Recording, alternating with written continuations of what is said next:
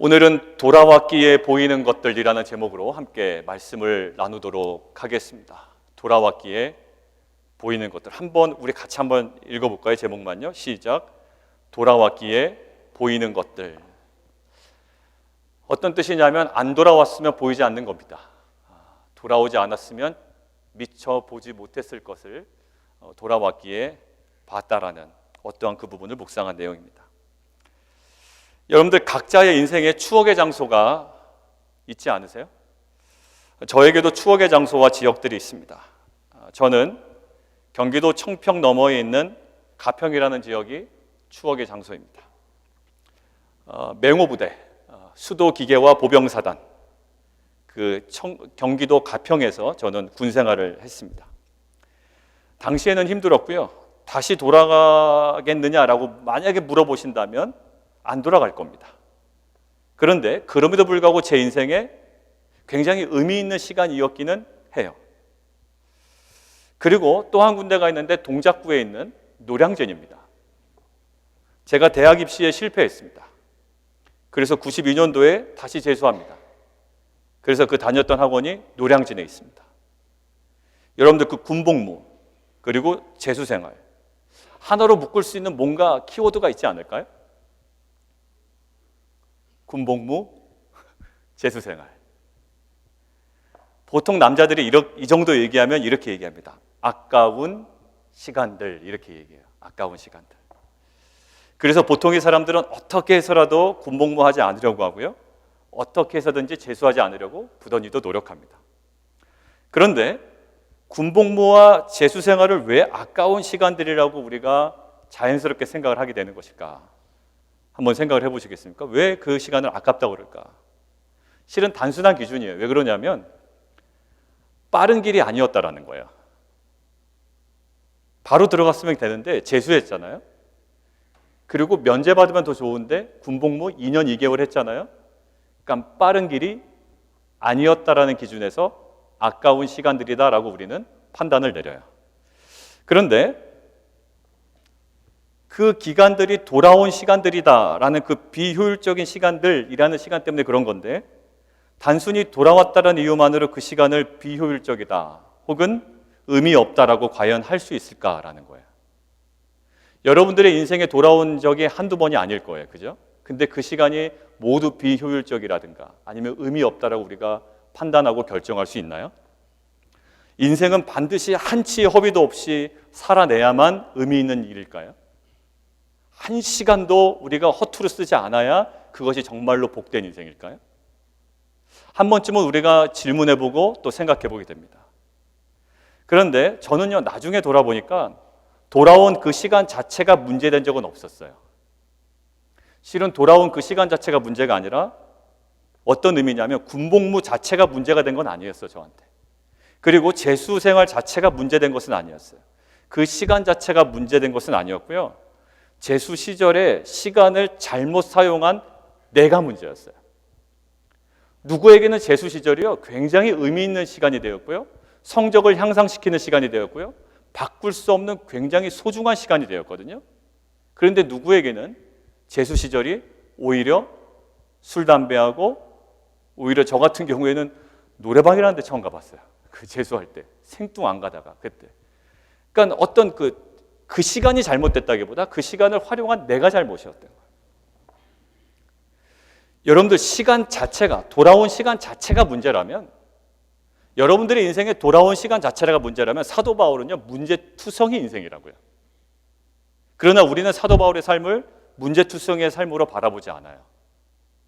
뺑뺑 돌아온 그의 삶을 우리는 문제투성이의 삶으로 바라보지 않는다고요. 오히려 가장 효율적이고 의미 있는 삶과 사역이었다고 우리는 굉장히 부러워하고 있어요. 사도 바울처럼 됐으면 좋겠다. 우리 백경 집사님 그때 그 사도 바울에 관해서 이렇게 묵상하다가 야 사도 바울 정말 대단한 사람 같아. 야 정말 다시 보게 됐어 뭐 이런 얘기를 하셨는데 사도 바울 생애는요 한참 다른 방향 갔다가 또 다시 돌아왔거든요. 그러니까 굉장히 허비된 시간들이 많은 사람이었어요. 그런데 그 사람을 우리가 허비된 인생을 살았다라고 결코 이야기하지 않아요. 그렇게 많은 고난과 돌아온 흔적이 있음에도 말이죠. 자, 그러던 중에 오늘 본문을 묵상하는데 눈에 띄는 장면이 관찰이 되었습니다. 뭐냐면 동방박사의 이동 경로예요. 동방박사의 이동 경로. 동방박사가 어디로부터 출발했는지는 성경에 명확히 기록되어 있지 않아요. 어디로부터 출발했다 이 기록이 없습니다. 근데 일단 유대 땅으로부터는 어느 쪽에 있다? 예, 동쪽에 있다라는 거예요. 유대 땅 기준으로 동방에서 왔다라는 것은 명확해요. 그리고 그들은 유대인이 아니라 이방인이다라는 것들은 아주 명확한 사실이에요. 자, 이집트와 요르단에서 사역하시는 김동문 선교사님이라고 계세요. 그 선교사님이 기고하신 글을 인용하면 이렇게 되어 있습니다. 아마도 동방박사는 페르시아 바벨론 지역일 것이고, 그런 의미에서 이동 거리를 감안하면 3개월은 충분히 걸렸을 것이다 라고 보통 학자들이 이야기한대요. 동방박사들이요 3개월 동안 걸어서 별을 보고 지금 예루살렘까지 도착을 한 거예요. 그런데 1절 한번 보시겠습니까? 오늘 9절에 예수님은 어느 곳에서 탄생하셨나요? 베들레헴이에요. 그런데 동방박사들이 별을 보고 도착한 지역은 어디입니까? 예, 예루살렘이에요. 자, 거리상으로는 예루살렘과 베들레헴이 어느 정도 떨어져 있냐면 한 10km 정도 떨어져 있어요. 뭐 짧게는 5km 보는 사람도 있고요. 한 뭐 10km 정도예요. 그냥 이동 경로로 따지면 직선 거리로는 한 5km 정도. 우리가 그냥 사람들이 걸어가는 경로로 따지면 한 10km 정도예요. 자, 근데 동방으로부터 이동한 거리에 비하면 한 3개월 이동한 거리에 비하면 굉장히 근접한 지역까지는 와 있는 겁니다. 그런데 정확한 지점에 도착한 것은 아니죠. 별을 보고 왔는데 정확한 지점에 도착한 것은 아니에요. 1차식이 어떻게 돼요? 실패. 자, 그러면서 한번 생각을 해본 겁니다. 그러면서 별을 따라 거의 근접 지역으로 왔는데 아예 베들레헴으로 바로 이동해서 아기 예수께 만약에 경배했다면 시간의 지체도 없고요. 그리고 경비나 체력 면에서 굉장히 효율적인 경로였을 거예요. 그런데 오늘 동방에서 온 그 박사들은 베들레헴이 아닌 예루살렘에 도착을 했고요. 시간은 계속 지체되고 있고 그로 인해 그들이 예상하지 못한 또 다른 만남들이 지금 이어지고 있다고요. 그런데 그 만남을 통하여 발견된 어떤 모습이 있더라라는 거예요. 돌아가지 않았으면 바로 베들레헴으로 갔으면 이 만남은 없었을 거예요. 이 만남이 없었더라면 어떠한 발견은 이루어지지 않았다고요. 그 무엇이 있어요? 자, 그래서 제가 이 부분을 묵상하는데 이런 게 마음이 오는 거예요. 돌아가는 인생을 살아가는 우리들에게 뭔가 주시는 메시지가 있겠다라고 묵상을 하게 됐습니다. 자, 우리들의 각자의 인생도 뒤돌아 한번 보십시오. 한치의 헛된 시간 없이 보냈다고 자부할 만한 분은 아마 없을 거예요. 나는 한치도 1분 1초도 허투루 보낸 시간이 없어 라고 이야기하신 분은 아마 거의 없을 거예요. 저처럼 군생활과 재수 시절이 아니더라도 질병과 사고 때문에 꼼짝할 수 없었던 시간들이 있을 거라고요. 그리고 가까운 가족의 죽음 때문에 마음 아파하던 시간들이 있었을 거라고요. 그리고 직장과 사업의 문제로 오히려 후퇴한 듯한 그런 시간들도 있을 거예요. 그리고 가정과 공동체의 어떤 관계적인 문제 때문에 자신의 내면이 딱딱하게 굳어 있었던 시간들이 있었을 거라고요. 그러니까 우리에게는 다양한 형태의 각자마다 경험한 돌아온 시간들의 흔적이 누구에게나 다 있습니다. 그리고요, 아마 지금의 시간이, 오늘 지금 이 시간이 돌아가고 있는 시간이라고 느껴지시는 분들도 아마 계실지도 모르겠어요. 자, 그렇다면 각자가 과거에 돌아왔던 길에서, 그리고 현재에 돌아가는 길에서, 그리고 앞으로 돌아가야 할 그 길에서 우리가 발견해야 하는 것이 무엇인지 오늘 돌아왔기에 보이는 것들이라는 제목으로 함께 말씀을 나누도록 하겠습니다. 오늘은 두 가지로 좀 보려고 그래요. 첫 번째는 이겁니다. 같이 한번 제목을 읽을까요? 읽겠습니다. 시작. 철이 되어야 하는 부끄러운 민낯이 발견됩니다. 우리 인생을 이렇게 굽이굽이 돌다 보면은요, 우리 안에 철이 되어야 되는 굉장히 부끄러운 민낯이 드러난다라는 거예요. 그냥 직선거리를 갔으면 그게 안 드러나요. 돌다 보니까 어느 순간에 이게 탁 드러나는 거예요, 민낯이. 오늘 한번 본문 볼까요? 오늘 본문에서 동방에서 온 박사들이 유대인 왕의 출생에 대해서 막 언급하죠. 그들이 정확하진 않아도 메시아에 대한 제한적인 지식은 지금 갖고 있는 것들로 아마 파악돼요. 그러나 이 박사들은 이방인인 것만은 확실해요. 그죠? 그런데 이방인이라면 유대인들과 달리 메시아에 대한 강한 열망은 사실 없어요. 민족적으로 유대인의 왕과는 직접적인 연관이 없다고요. 그런데 그런 연관이 없는 동방의 이방의 그 박사들이 3개월 동안의 여정으로 열정적으로 별을 따라오는 모습은 굉장히 이례적이죠. 자신과 연관이 없다고요. 자신의 왕이 난 것도 아니에요. 근데 이 사람들이 열정적으로 3개월 동안 별을 보고 쫓아와요. 그리고 왕이 어디 있냐 그러고 자기가 경배하겠다 그러고 예배하겠다 그래요. 자, 그러면 이방인들이 이 정도인데 그러면 우리 생각이 어떨까요? 야, 그럼 유대인들은 얼마나 더 열정적일까라는 생각을 자연스럽게 하게 될 거 아닙니까? 자, 그런데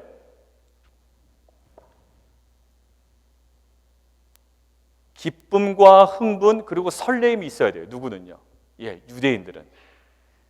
혹여 루머가 돌았어요. 만약에 그게 루머라고 생각을 해보세요. 루머라고 해도 당장 그곳에 가서라도 팩트 체크를 해봐야 된다고요. 야, 정말 아기 예수가 났을까? 정말 메시아가 탄생했을까? 누구는 확인해 봐야 돼요. 유대인들은 확인해 봐야 된다고요. 이방인은 관심이 없어도 유대인들은 해봐야 돼요. 그런데 그 유대인들이 한번 반응을 보시겠습니까? 3절입니다. 3절 같이 한번 읽죠. 시작. 헤롯 왕과 온 예루살렘이 듣고 소동한지라. 그들의 반응입니다. 그토록 본인들이 기다리던 메시아의 탄생 소식, 루머인지 팩트인지는 아직 몰라요. 그들 입장에서는. 근데 이 소식이 들렸는데 어떻게 일어났다고요? 헤롯 왕과 유대인들이 지금 소동했다라고 되어 있습니다. 자, 그럼 이 소동은 어떤 분위기일까 하고 궁금증이 생기죠. 그래서 자료들을 좀 찾아봤습니다. 근데 많은 학자들에 의해서 이렇게 기록되어 있습니다. 제가 그대로 읽어드릴게요.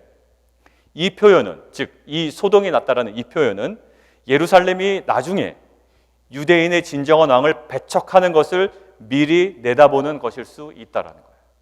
이 소동이라는 단어를 마태가 쓴 이유는 나중에 유대인들이 예수를 배척하는 일을 봤잖아요. 마태는. 그것과 아주 비교되게 동일한 단어를 썼다라는 거예요. 그때 소동이 일어난 것처럼 예수님의 탄생 소식이 났을 때도 소동이 일어났다라는 거예요. 진정한 메시아, 유대인의 왕에 대해서 죽이라고 소동을 벌였던 그 유대인들의 모습을 아는 마태가 의도적으로 그 소동의 모습을 반영한 표현을 사용했다라는 거예요. 즉, 이 소동은 어떤 소동이다? 긍정적인 소동이 아니다라는 거예요. 동방 박사들이 만약에 베들레헴으로 직행했다고 생각해 보세요. 동방 박사들이 별을 보고 별이 베들레헴까지 지정을 해서 베들레헴까지 아마 도착을 했다라고 이야기해 보세요. 그럼 오늘 만남은 이루어지지 않아요? 그럼 뭐가 드러나지 않았을까요? 이 유대인들의 신앙에 민낯이 드러나지 않았을 거예요. 이 돌아왔기 때문에, 만남이 이루어졌기 때문에 발견된 모습이에요. 그리고요, 이 유대인들의 민낯만 드러난 게 아니에요. 누구의 민낯이 드러나나요? 헤롯 왕의 민낯도 드러납니다. 헤롯 왕이 어떻죠? 그때가 어디냐? 그리고 장소가 어디냐라고 막 물어봅니다.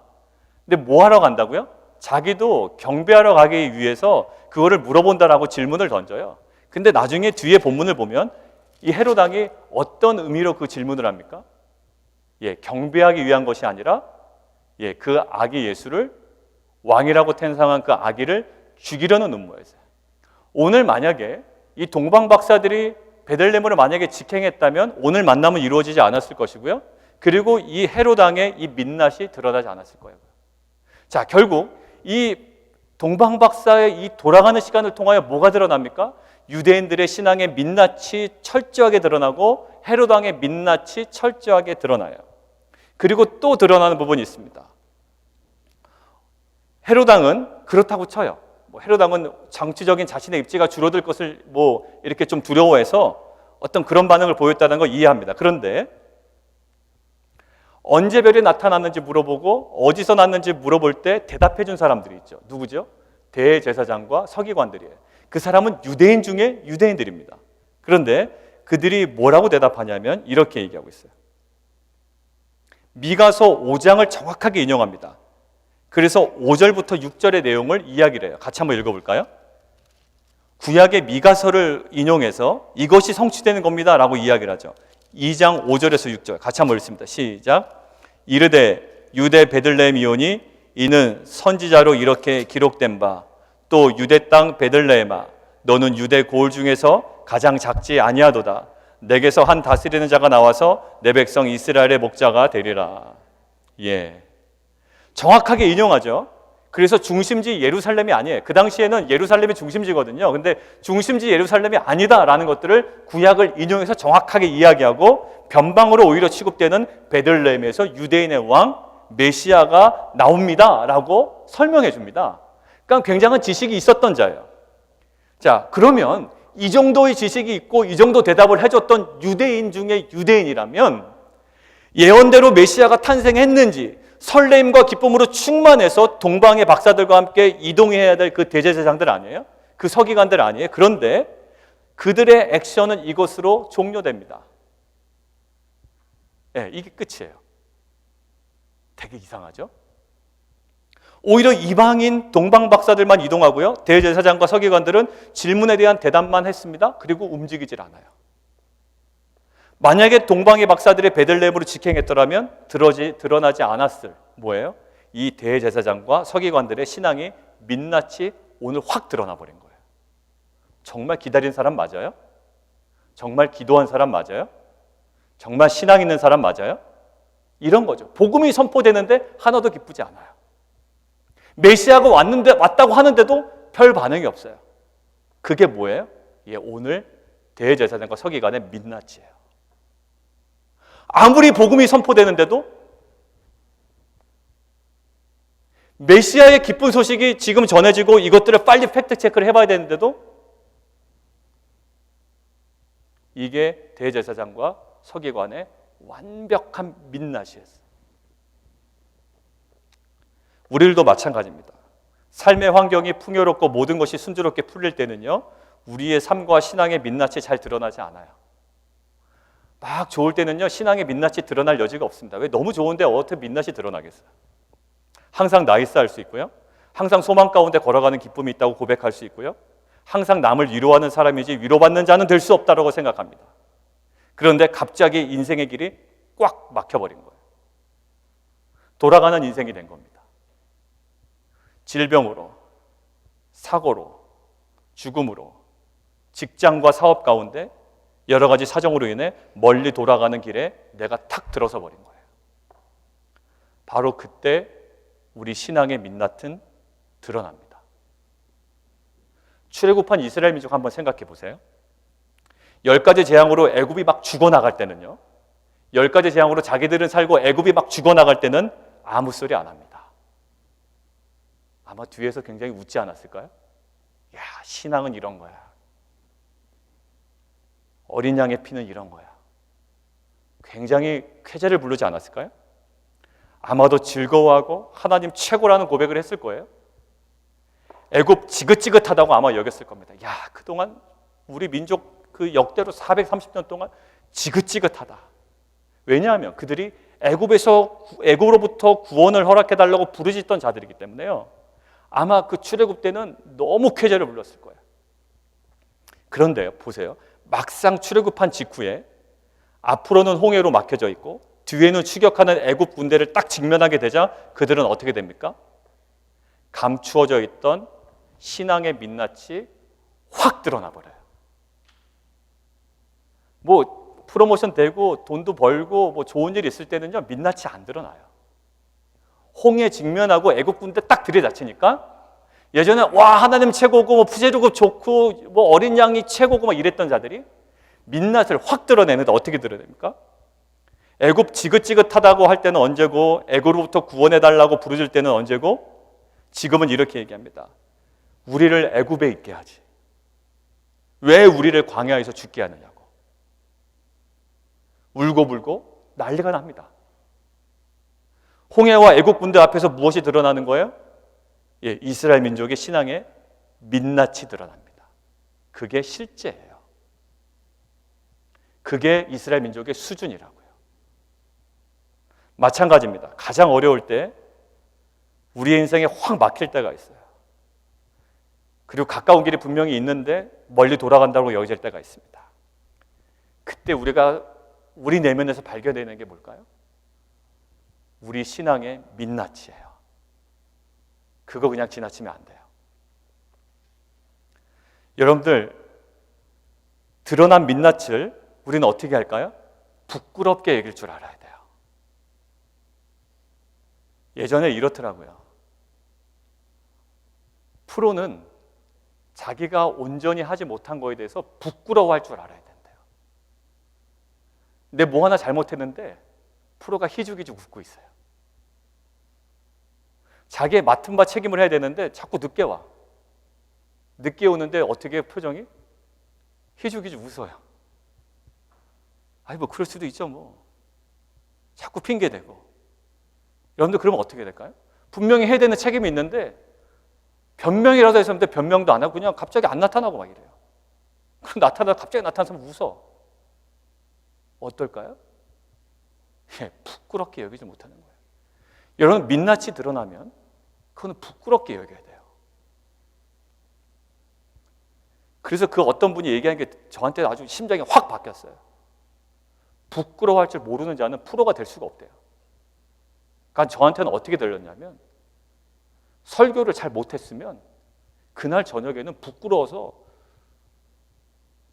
죽을 정도로 이제 저걸 해야 된다는 거죠. 설교 잘 전달하지 못해놓고선 집에 가서 혼자 희죽희죽 웃고 있고, 이거는 말도 안 된다는 거예요. 자, 드러난 민낯은 부끄러운 것으로 여겨야 되는데, 그런데 출애굽한 이스라엘 민족 한번 잘 보세요. 민낯을, 이 드러난 민낯을 처리해야 되는 부끄러운 것으로 여기는 게 아니라 뭘로 여기냐면 부끄러운 민낯을 삶의 기준으로 삼아버려요. 그때 드러난 그들의 민낯은 무엇이었을까요? 불평이었고요, 아쉬움이었고요, 또 두려움이었어요. 근데 그게 아쉬움과 불평과 두려움이 기준이 되어서 발언들이 막 쏟아지는 거예요. 뭐라고요? 왜 우리를 이곳으로 인도했느냐? 왜 이곳에서 죽게 하느냐? 애굽에 있었으면 좋았을 것을. 오히려 드러난 민낯을 부끄러워하기보다 그 민낯을 기준 삼아서, 드러난 두려움을 기준 삼아서, 드러난 여러 가지 마음의 불평을 기준 삼아서, 이 정말 까발려진 민낯을 기준 삼아서 절제되지 않은 언어와 감정으로 마구 쏟아내고 있어요. 민낯을 부끄러워해야 되는데 민낯을 기준 삼아 막 쏟아내고 있다고요. 우리들도 마찬가지예요. 일이 안 풀리면 우리의 민낯이 그대로 드러납니다. 그죠? 갑자기 뭔가 어려운 일이 있을 때 그 사람 민낯이 확 드러나게 돼 있어요. 상황에 대한 두려움, 아쉬움, 사람에 대한 서운한 감정, 적대감, 가려져 있던 우리의 실존적 민낯이 확 드러나는 거예요. 그런데 이것은 우리가 처리해야 될 부끄러운 것임에도 불구하고 그것을 기준 삼아 절제되지 않은 감정들, 정제되지 않은 언어로 마구 배설할 때가 있습니다. 막 배설하는 거예요. 마치 홍해 앞에 선 이스라엘 백성과 같이 말이죠. 누군가 자꾸 나를 긁습니다. 그러면 나의 민낯이 드러나요? 드러낸 민낯으로 또 그 사람을 막 정죄해요. 그 사람이 긁었을 때 내 드러난 민낯은 처리되어야 할 부끄러운 거예요. 누가 자꾸 나를 긁어요. 찌른다고요. 그때 내 안에 갑자기 민낯이 확 드러나요. 그게 분노라든지 아니면 속임수라든지 뭐가 드러난다고. 그건요, 그거대로 움직이라는 게 아니라 그것들은 반드시 처리되어야 할 부끄러운 거예요. 그런데 그것이 기준이 되어서 또 막 쏘아붙여요. 사랑하는 성도 여러분들, 우리는 어떠한 막힘이 있을 때 그 시기에 드러난 우리의 민낯을 마구 배설하고 토해제는 자가 아니라 그 민낯이 처리되어야 하는 부끄러운 것임을 고백하고 다시금 주님 앞으로 나아가 주님께서 만져주시고 회복시키시는 은혜의 시기를 누리는 자가 되기를 원합니다. 자, 돌아가는 시기에 발견되어야 되는 건 뭐라고요? 첫 번째, 처리되어야 하는 부끄러운 민낯이에요. 두 번째는 이겁니다. 같이 한번 읽어볼까요? 두 번째, 시작. 불확실성을 깨고 나를 인도하는 말씀이 발견됩니다라는 거예요. 예, 우리의 민낯이 발견돼요. 막 돌아갈 때요, 우리의 민낯이 어김없이 발견된다고요. 자, 그런데 두 번째는 나를 인도하는 말씀이 발견된대요. 오늘 한번 보시면 동방에서 온 박사들이 예루살렘까지 오게 된 근거가 뭘까요? 왜 예루살렘으로 왔습니까? 그들이 뭐 보고 왔죠? 예, 별 보고 왔습니다. 2절에 나와 있죠? 유대인을 왕으로 오신 이가 어디뇨? 우리가 동방에서 그의 별을 보고 그에게 경배하러 왔노라 라고 되어 있어요. 자, 만약 별을 따라 베들레헴까지 만약에 도착했다면 오늘 이 장에 있는 아까 제가 이야기한 대로 헤롯 왕과의 대화도 없었을 것이고 만남도 없었을 것이고 소동도 보지 못했을 것이며 대제사장과 서기관들의 민낯도 드러나지 않았을 거예요. 근데 오늘 돌아감을 통해 그들의 민낯이 완전히 드러났어요. 헤롯 왕의 민낯, 유대인들의 민낯, 그리고 대제사장과 서기관들의 민낯이 완전히 여실없이 드러났다고요. 그리고 또 하나의 요소가 있어요. 또 하나의 요소가 있는데 만약에 별을 따라 베들레헴까지 직행으로 갔다면 동방의 박사들은 단순하게 자신들이 무엇을 따라왔다고 생각했을까요? 그들은 이방인들이에요. 그러니까 그들은 무엇을 보고 따라왔다고 생각했을까요? 별 보고 따라왔다고 끝까지 생각을 했을 거라고요. 자, 그런데 돌아온 그것이, 이 예루살렘을 거쳐서 돌아온 그것이 그들에게는 이 본문을 또 읽는 우리에게는 은혜가 됩니다. 왜 그러냐면 근처인 예루살렘까지는 별을 보고 왔습니다. 그런데 예루살렘에서 베들레헴으로 마지막 지점으로 이동할 때는요, 무엇을 의지하여 가는지 아세요? 물론 별을 따라 간다고 표현은 되어 있습니다만 실제로 무엇에 근거하냐면 5절과 6절의 말씀을 근거해서 간다고요. 왜냐하면 처음에는 별을 따라 예루살렘까지는 왔어요. 근데 이곳이 맞는지 저기가 맞는지 잘 몰라요. 그러니까 야, 메시아가 어디서 난다고 그러느냐 라고 물어보잖아요. 그때 들은 대답이 뭘까요? 구약의 말씀을 듣습니다. 그래서 그 말씀을 듣고 이 동방의 박사들은 베들레헴으로 향해 가는데 그것을 도와주는 것이 뭐였냐면 이 별이었어요. 자, 결국 뭐냐면 막연하게 별을 따라왔던 박사들이 이제는 어떻게 해요? 말씀을 의지하여 최종 목적지로 이동합니다. 이것이 오늘 발견된 포인트예요. 자, 우리들도 마찬가지입니다. 시장 상황이 막 좋아서 막연히 하나님 뜻이려니 반짝이는 별 따라서 별을 바라보며 사업을 시작했는데 돌아가는 상황이 된 겁니다. 정말 말씀 받았냐? 뭐 받았다라고 하는데 그냥 그러다 보니까 뭐 사정이 돼서 한 거예요. 대우받고 돈 좀 벌 수 있는 직장과 진로기 때문에 별 따라서 선택했는데 갑자기 굉장히 좋았던 직장이 아니면 사업이 아니면 그 진로가 갑자기 꽉 막혀버린 겁니다. 사면초가가 된 거예요. 한마디로 못 따라갔다고요? 예, 별 따라간 거죠. 근처까지는 온 것 같아요. 그런데 비슷하게 온 것 같지만 확신이 없어집니다. 왜 그럴까요? 예, 상황이 막혀 있고 갑자기 돌아가게 됐거든요. 그러니까 불안한 거예요, 마음이. 처음에는 별 따라왔고 상황이 너무나 좋다 보니까 이게 다 하나님 뜻인 줄 알았어요. 그런데 갑자기 상황이 막혀버리니까 마음이 불안합니다. 왜 과거에는 확신이 있었을까요? 가장 효율적이고 가장 빠른 길이라고 생각했던 그 길이에요. 그런데 지금 갑자기 돌아가는 길이 되었기 때문이에요. 자, 그때 드는 마음이 이겁니다. 다시 별을 쫓아가야 되는지 아니면 왔던 길을 돌아가야 하는지 혼란스러울 때가 있어요. 인생에 막 엉킨 것 같은 느낌이라고요. 옛날에 그거 선택해서 좋았어요. 그 선택했던 사람, 그 선택했던 직장, 선택했던 뭐 비즈니스, 뭐 사업, 뭐 여러 가지 다 좋았다고요. 그런데 막 엉켜버린 것 같아요. 막 직행의 시기에는요, 잘 나갈 때는요, 혼란도 없어요, 사실. 그러한 고민 자체를 아예 안 합니다. 그런데 뭔가 의해서 막히고 돌아가야 하는 상황에 직면했을 때 우리는 그때서야 고민을 하게 돼요. 그 고민 중에 우리는 무엇을 경험하게 될까요? 예, 오늘 본문처럼 그 고민 중에 주의 말씀을 경험하게 됩니다. 그렇기 때문에 인생에서 경험하는 멀리 돌아가야 하는 상황들이 있죠. 그것들은 우리를 혼란스럽게 하는 파괴적인 것이 아니라 그 시기에 우리를 정확하게 말씀으로 인도하기 위하여 하나님께서 허락하시는 은혜의 시간인 줄 믿습니다. 여러분들 창세기 보세요. 아브라함 보시면 약속의 땅에 도착하죠. 그런데 갑자기 그 땅에 기근이 옵니다. 이제 헷갈리는 거예요. 이게 이제 신앙의 항상 질문이거든요. 하나님께서 가라고 하신 땅에 도착했어요. 그런데 그 땅에 뭐가 옵니까? 약속의 땅에 기근이 확 오는 거예요. 그러니까 갑자기 직행의 길에서 막힘이 발생하고 돌아가는 길에 우리가 딱 서버리게 되는 거죠. 이때 아브라함의 행동을 유심히 살펴보세요. 아무런 말씀을 인도받지 못하고 뇌피셜, 우리가 그동안에 했던 뇌피셜로 한마디로 별 따라 애굽으로 별 따라 갑니다. 별 따라서 애굽으로 가는 거예요. 왜냐하면 애굽에 뭐가 있기 때문에? 양식이 많기 때문에. 그냥 세상적인 방식이에요. 그냥 자신의 생각대로예요. 자, 그런데 그곳을 이동해서 오히려 좋지 않은 일들을 많이 경험하게 돼요. 그런데 안 좋은 일을 경험에도 불구하고 이 아브라함은요, 계속 자신의 뇌피셜로만 행동합니다. 자신의 아내를 누이라고 속이고 그것이 안전할 것이라는 자신의 생각대로 별 따라 행동하는 거예요. 소와 암순아기와 낙타와 노비를 얻거든요. 그 속임에도 불구하고 자신의 생각대로 처신을 하는데도 불구하고 소와 암순아기를 얻고요, 낙타까지 얻어요. 그러니 그냥 잘 되는 것 같죠. 그런데 갑자기 하나님께서 그 상황에 제동을 확 걸어버리십니다. 제동을 걸어버리시는데, 제동이 만약에 걸리지 않았다면 아브라함은 계속 아마 그런 방식으로 삶을 결정하고 살아갔을 거예요.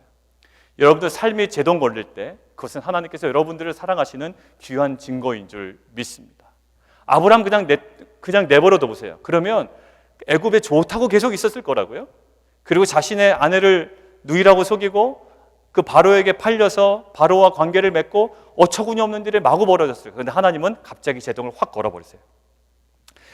애굽왕 바로에게 재앙이 임합니다. 그래서 그 땅에서 돌아오게 돼요. 그때 하나님의 말씀이 임합니다.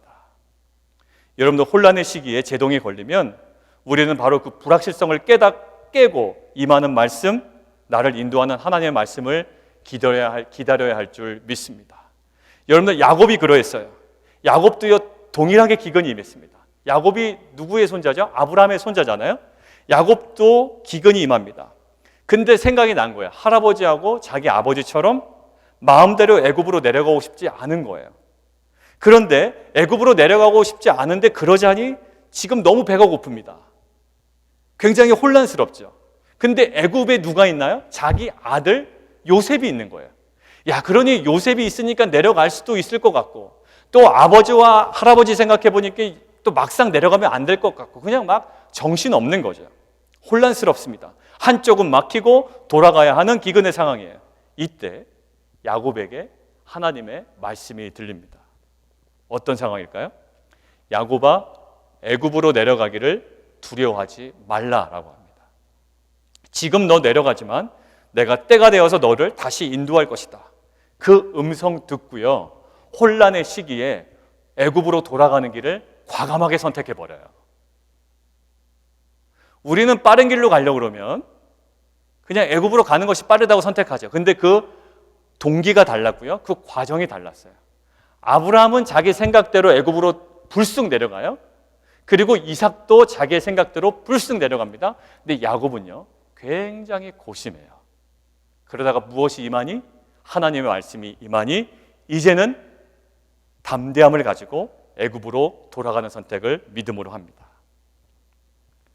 자, 아브라함과 이삭은 별 따라 애굽에 내려갔다면 야곱은 말씀 따라 애굽으로 당당하게 내려갑니다. 오늘 동방 박사들이 돌아가는 여정을 통해 발견된 은혜가 있습니다. 뭐죠? 예루살렘까지는 별 따라 왔지만 마지막 베들레헴은 어디에 의지해서? 말씀에 의지해서 갑니다. 이러한 박사들은 나중에 이렇게 고백할 거예요. 나는 말씀으로 인도받았다. 이러한 고백할 수 있는 은혜를 하나님께서 동방 박사에게 돌아가는 여정을 통하여 그들에게 허락해 주셨어요. 근데 이 은혜가요 나중에 임합니다. 뭐냐면 그 이후에 오늘 12절에 보면 그들은 꿈을 꾸는데 어떤 음성을 들어요? 헤로데게로 돌아가지 말라라는 음성을 들어요. 이들이 하나님의 말씀을 듣고 마지막 베들레헴까지 갔잖아요. 이제는 말씀의 은혜를 알아요. 그래서 꿈에 헤로데게로 돌아가지 말라라는 이야기를 듣고 헤롯과 약속을 했지만 그것들을 거부하고 이제 다른 길로 자기의 고향으로 돌아갑니다. 그들의 인생이 어떻게 변했나요? 예전에는 별 따라갔던 인생이었어요. 별 따라가서 예루살렘 근처에서 그저 우왕좌왕했던 인생이 이제는 하나님의 말씀을 가지고 베들레헴으로 도착했을 뿐만 아니라 이제는 남아있는 생애가 하나님의 말씀을 통하여 그 인생의 모든 결정을 할 수 있는 은혜의 삶으로 바뀌었다라는 거예요. 여러분들 돌아가는 인생이 억울하십니까? 여러분들 가족의 너무나 큰 아픔 때문에 내가 정체되어 있고 오히려 인생이 완전 후퇴되어 있는 것처럼 보여요. 그러나 하나님께서는 그 모든 과정을 통하여 우리의 신앙의 민낯을 드러내실 거예요. 그리고 민낯대로 생활하지 않기를 원하시고요. 그 민낯을 하나님의 주권 속에 내려놓고 치유되고 철회되기를 원하세요. 그리고 우리가 돌아가는 인생 가운데 뭐예요? 결국 우리는 별 따라가는 인생이었으면 우리는 고백하게 만드는 거예요. 그냥 좋아 보여서 결정했어요. 많아서 결정했고요. 풍성해서 결정했고요. 남들이 인정해 주니까 결정했던 거예요. 그런데 그러다가 어느 순간에 딱 막혀버리는 거예요. 그렇게 좋아서 결정했던 그 모든 것들이 다 소용없어져 버린 거예요. 그때 하나님께서 우리에게 무엇을 허락하실까요? 그때 말씀을 허락하십니다. 뭐라고 우리에게 도전할까요? 그저 별 따라갔던 인생이, 그저 사람들의 시선 따라갔던 인생이 이제는 어떤 인생이 되기를 원한다? 하나님의 언약의 말씀을 받아 움직이는 인생이 되기를 원한다고 우리에게 도전하시는 거예요. 여러분들, 우리의 삶에 돌아가는 시간은 우리 안에 처리되어야 하는 부끄러운 민낯을 드러내시는 하나님의 은혜의 시간인 줄 우리는 믿습니다. 그리고 우리의 삶에 막히고 돌아가는 시간들은 그동안 별 따라 걸어왔던 인생이 얼마나 막연했고 얼마나 미련했던 것인지를 깨닫게 하시고 이제는 말씀 따라가는 인생으로 우리를 새롭게 빚어가시는 하나님의 은혜의 시간인 줄 믿습니다. 오늘은 성탄 감사주일입니다. 성탄 감사주일이라서 마태복음 2장을 묵상하다가 정말로 뚱딴지 같이 이 동방박사의 이동 경로를 통하여 돌아가는 인생을 묵상하게 하셨어요.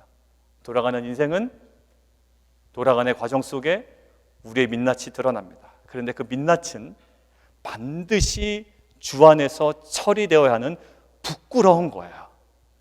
근데 그 민낯대로 우리는 행동한다고요. 이스라엘 백성처럼. 그 우리의 민낯이 드러나고 치유되고 처리되고 회복되는 은혜가 있기를 원하고요. 그리고 돌아가는 일생길 가운데 특별히 우리가 그동안에는 우리의 뇌피셜대로 세상에 좋아 보이는 대로 별 따라서 마구 결정했던 우리의 인생이었다면 이제는 갑자기 어느 순간에 딱 막혔다고요? 그때 하나님께서 우리에게 무엇을 주세요? 이제는 상황이나 별이나 사람들의 시선 때문에 움직이는 인생이 아니라는 것을 분명하게 언약의 말씀을 통하여 우리에게 위로하시고 또 우리를 새롭게 이렇게 세우셔서 약속의 땅으로 걸어가실 줄 믿습니다. 이러한 놀라운 은혜가 귀한 공동체 가운데 성탄 감사주일을 드리는 우리 모든 공동체 가운데 임하기를 원합니다. 우리 다 함께 자리에서 일어나실까요? 오늘은 성탄주일이기 때문에 다음 주에는 또 이 찬양을 못 불러요. 못 불러서 우리가 오르간에 맞춰서 우리가 함께 찬양할 텐데요. 115장인데요. 1절, 2절, 4절 하겠습니다. 1절, 2절, 4절 우리 함께 찬양하고요. 잠깐 기도하는 시간 갖고 예배 마치도록 하겠습니다. 1절, 2절, 4절 함께 힘차게 찬양하겠습니다.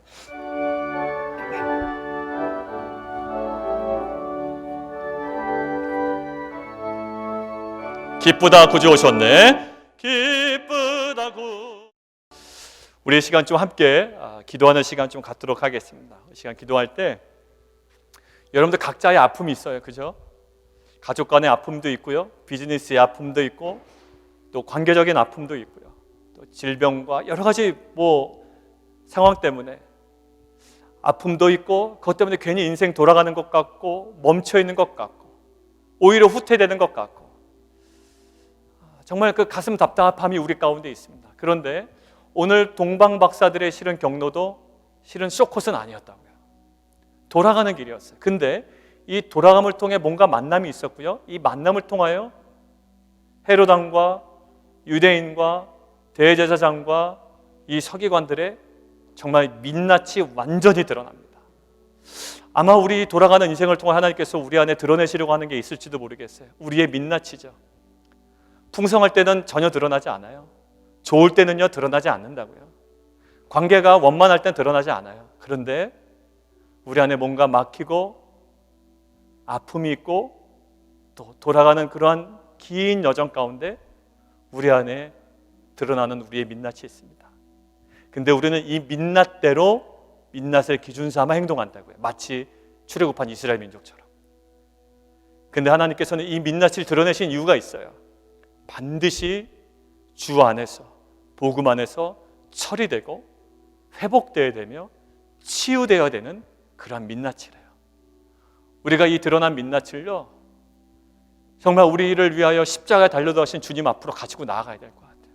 우리의 아픔, 우리의 고통, 우리의 돌아간 시간들 그것에 대해 우리가 판단 내리지 말고요 그냥 복음 앞으로 주 앞으로 가지고 내려가야 됩니다. 하나님 우리를 위로하시고 우리가 이들을 부끄럽게 여기게 도와주시고 그것들이 주 안에서 처리되게 도와주십시오. 우리 함께 고백하며 함께 기도하며 나가도록 하겠습니다. 살아계신 하나님 아버지, 우리 안에 하나님 인생의 여정으로 돌아가는 우리 함께 또 한 가지 가지고 기도하겠습니다. 두 번째 대지죠. 두 번째 토픽입니다.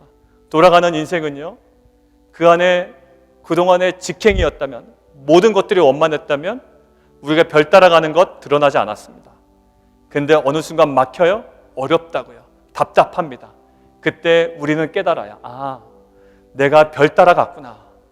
내가 사람들 시선에서 결정했구나. 돈 쫓아서 갔구나. 신앙이라고 말은 하지만 전혀 신앙대로 살지 않았구나. 우리의 기준이 드러납니다. 그때 하나님께서는 우리를 내버려 두지 않으신다고요. 그때 어떻게 하실까요? 하나님의 언약의 말씀으로 우리 가운데 임재하세요. 그리고 예전에는 네가 별 따라갔지만, 사람들 시선 따라 결정했지만, 그것 때문에 아파했지만 이제는 하나님의 언약의 말씀으로 말씀 따라가는 인생이다 라고 우리를 독려하시고요, 우리를 새롭게 이끌어 가시는 줄 믿습니다. 하나님, 우리로 하여금 이 성탄의 계절에 하나님 우리의 과거의 인생을 돌아보게 하시고, 이제는 별 따라가는 인생이 아니라 하나님의 말씀을 쫓아가는 복된 인생으로 주님 삼아 주시옵소서. 새로운 소망 가운데 살아가는 귀한 공동체 되게 도와 주옵소서. 함께 기도하겠습니다. 살아계신 하나님, 지금은 생명다의 십자가의 사랑으로 피 흘려주시고 부활하신 예수 그리스도의 은혜와 하나님 아버지의 우리를 향한 변함없는 사랑하심과 성령님의 교통하심이 인생의 굽이 돌아가는 과정 속에서 우리 안에 처리되어야 하는 부끄러운 민낯과 별 따라왔던 인생의 한계를 발견하고 이제는 말씀으로 인도하심을 받는 온전한 인생으로 새롭게 빚어가시는 은혜를 누리기를 원하는 빛과 소금교회 성도님들과 자녀들 위해 지금부터 영원토록 함께 있기를 간절히 축원하옵나이다. 아멘.